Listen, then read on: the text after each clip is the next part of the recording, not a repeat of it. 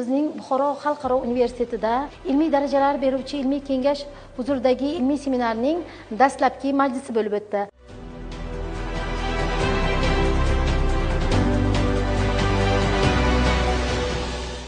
Va biz bugungi majlisda ikkita tadqiqotchini ilmiy dissertatsiyalarini ilmiy seminardan o'tkazdik va ilmiy kengashga tavsiya qildik.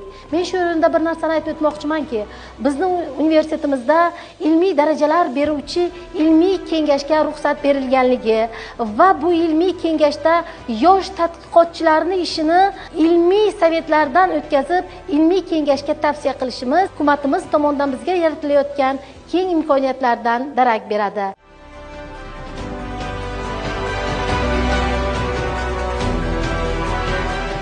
Universitetimizda faoliyat ko'rsatayotgan professor o'qituvchilar bizga bildirilgan bu ishonchdan foydalanib, yoshlarimizni, yosh tadqiqotchilarimizga ilm yo'lida, ilmiy izlanishlar yo'lida o'z yordamimizni ayamay, kelajakda ijtimoiy siyosiy hayotimizda o'z o'rnini egallaydigan muhim professional kadrlar bo'lishida o'z hissamizni qo'shamiz.